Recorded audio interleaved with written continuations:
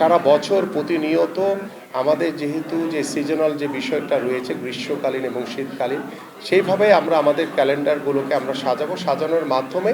আমরা আমাদের খেলাগুলোকে সারা বছর প্রতিনিয়ত খেলার মাঠে আমরা রাখতে চাই। পাশাপাশি আমাদের ইতিমধ্যে আমরা আমাদের মাননীয় প্রধানমন্ত্রী তিনি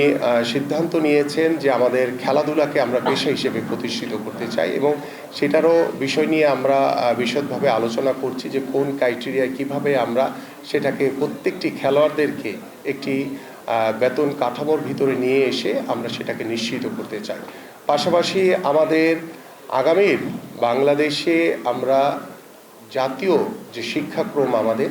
চতুর্থ শ্রেণী থেকে আমরা আমাদের খেলাধুলাকে বাধ্যতামূলক করতে চাই, এবং সেই বিষয়গুলো নিয়ে আমাদের সংশ্লিষ্ট মন্ত্রণালয়, শিক্ষা মন্ত্রণালয়ের সাথে কথা বলে, শিক্ষামন্ত্রী, প্রতিমন্ত্রীর সাথে কথা বলে আমরা সেটা নিশ্চিত করব ইনশাল্লাহ। পাশাপাশি সেখানে কোন কোন ইভেন্টকে আমরা গুরুত্ব দিব সেই বিষয়গুলো নিয়েও আপনাদের সাথে আলোচনা হয়েছে। সেটা আলোচনার মাধ্যমেই আমরা আমাদের ফুটবল, ক্রিকেট, হকি থেকে শুরু করে ইন্ডিভিজুয়াল যে খেলাগুলো রয়েছে,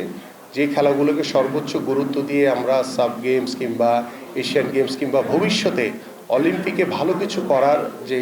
কর্ম পরিকল্পনা বা চিন্তাভাবনা, আমাদের যে স্বপ্নগুলো রয়েছে সেই স্বপ্নগুলো যাতে আমরা বাস্তবায়ন করতে পারি সেই শুরুটা আমরা করতে চাই। আমরা বলবো না যে এটা রাতারাতি আমরা করে ফেলতে পারবো, বাট আমরা শুরুটা করতে চাই। যেই শুরুগুলোর কথা আমি যখন খেলোয়াড় ছিলাম তখনও বলেছি, বিগত 17 বছর যখন রাজনীতির মাঠে ছিলাম মাঝে মাঝে আপনাদের সাথে দেখা হয়েছে, কথা হয়েছে, তখনও বলেছি, আজকেও আমি এই দায়িত্বশীল জায়গায় বসে একই কথা বলতে চাই যে যেখানে যেখানে আমাদের সমস্যাগুলো রয়েছে সেই সমস্যাগুলো কিভাবে দ্রুত সমাধানের মাধ্যমে, আলাপ আলোচনার মাধ্যমে এবং স্বচ্ছতার মাধ্যমে, ন্যায় এবং সততার মাধ্যমে যাতে আমরা সেই কাজগুলো প্রতিষ্ঠিত করতে পারি, সেই প্রতিষ্ঠিত করার জন্য আজকে যেভাবে আপনারা আমাদেরকে সময় দিয়েছেন, পরামর্শ দিয়েছেন, ঠিক এইভাবে আমরা আগামীতেও আপনাদের সাথে বসে আলোচনার মাধ্যমে এই সমস্যাগুলো, সমস্যা থাকবেই আমাদের, সেই সমস্যাগুলো যখন যেটা সামনে আসবে সেই সমস্যাগুলো যাতে আমরা ধরে একটি একটি করে সমাধান করে যাতে সামনের দিকে এগিয়ে যেতে পারি ইনশাল্লাহ। ঠিক পাশাপাশি আমাদের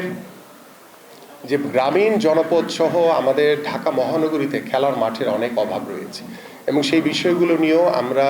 আমাদের সিটি কর্পোরেশন থেকে শুরু করে আমাদের বিভিন্ন জেলা পর্যায়ে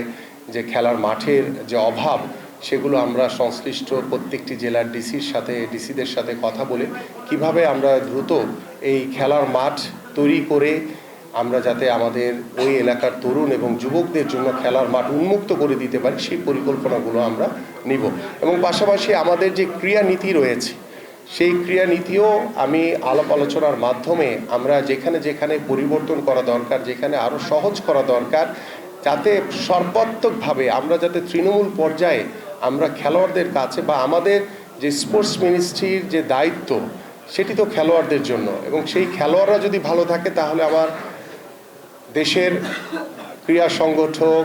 খেলোয়াড়রা সবাই ভালো থাকবে। স্পোর্টস মিনিস্ট্রিও তখন তার যে দায়িত্বশীল জায়গা থাকে সেই কাজগুলো তারা সঠিকভাবে করতে পারবে। তো আমার কাছে মনে হয়েছে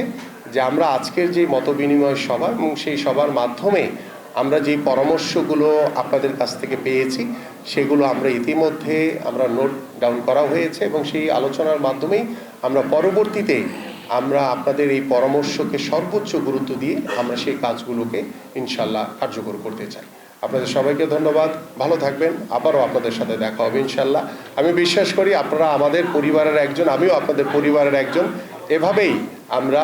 এগিয়ে যেতে চাই আগামীর সত্যিকার অর্থেই আগামীর বাংলাদেশের ক্রীড়াঙ্গনের মাধ্যমে আমরা যাতে আমাদের পারিবারিক সামাজিক যে গুণগত পরিবর্তন আনা দরকার, আমাদের সমাজ ব্যবস্থায় যে গুণগত পরিবর্তন আনা দরকার সেই ব্যবস্থাপনাটুকু যাতে আমরা তৈরি করতে পারি,